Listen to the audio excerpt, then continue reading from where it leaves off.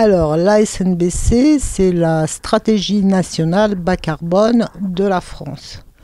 Alors, pourquoi la France est-elle dotée d'une SNBC, d'une stratégie nationale bas carbone? C'est tout simplement pour honorer son engagement à la COP21. La COP21, pour rappel, elle s'est tenue à Paris en 2015.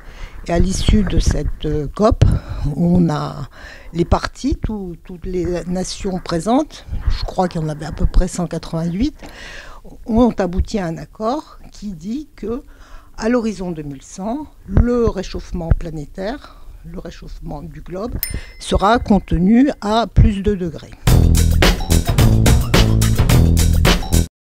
Alors l'objectif de la SNBC, c'est la neutralité carbone de la France en 2050. La France parle de 2050 alors que la COP21, elle parle de 2100. La neutralité carbone, ça veut dire qu'on diminue partout nos émissions de gaz à effet de serre, de manière à ce qu'il y en ait juste ce qui peut être absorbé par les puits de carbone de la France. C'est vraiment au niveau de la France. Alors les puits carbone, c'est tout ce qui est capable de stocker du carbone. Alors pour schématiser, c'est essentiellement les forêts, les sols agricoles et les zones humides. Et après, pour contenir les émissions de gaz à effet de serre, la SNBC a défini tous les 5 ans des budgets carbone qui sont normalement à ne pas dépasser et qui sont revus tous les 5 ans. Alors dans les 7 grands secteurs qui ont des budgets carbone, il y a le bâtiment, celui qui nous intéresse, nous, Postimo. Il faut savoir que le bâtiment, c'est le 2e secteur le plus émetteur de gaz à effet de serre en France. On est en 2017 à 19%. Alors le premier, pour mémoire, c'est le transport. Donc la SNBC dit en 2030, le bâtiment aura réduit ses émissions de gaz à effet en 2030 de 49% et en 2050, il sera neutre en carbone. C'est sur les émissions de gaz à effet de serre et sur la cible énergie, c'est-à-dire sur les consommations d'énergie, le bâtiment sera globalement au niveau BBC Rénovation. La politique immobilier durable de Postimo, elle a un pilier qui s'appelle climat. Donc vous avez déjà compris que le climat, il est complètement lié avec le carbone, etc. Donc on a défini une stratégie climat spéciale Postimo qui colle. Alors la particularité de cette stratégie, c'est qu'elle colle complètement à la SNBC.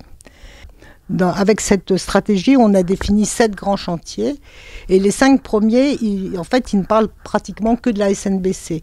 Parce que les 2 premiers, ils parlent de diminuer les émissions du parc de Postimo. Alors on a scindé entre locatif et patrimonial parce qu'en patrimonial, on a plus la main sur les travaux. Et en fait, là, cette baisse des émissions de gaz à effet de serre du parc de Postimo, on dit ça doit être la même courbe que la SNBC. Et puis après, on a 2 autres chantiers qui demandent à limiter l'empreinte carbone des matériaux, des matériels et des constructions ou rénovations qu'on entreprend. C'est-à-dire qu'en gros, si je prends l'exemple le plus courant, mettez du bois partout, parce que le bois stocke du carbone. Alors évidemment, c'est pas aussi simple que ça, mais on regarde l'empreinte carbone. Si on va aller choisir des matériaux qui ont la plus faible empreinte carbone possible. Il y a un dernier chantier de la stratégie de Postimo, qui est le chantier 5, qui introduit les puits carbone, c'est-à-dire qui demande à ce qu'on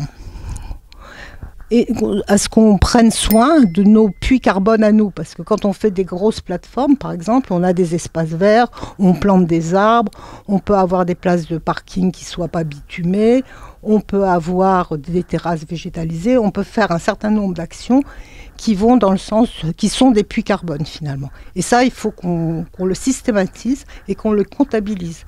Donc ce chantier-là, il propose de comptabiliser tout ce qu'on fait sur le carbone, ce qu'on émet et puis ce qu'on stocke, entre autres. Je schématise un petit peu.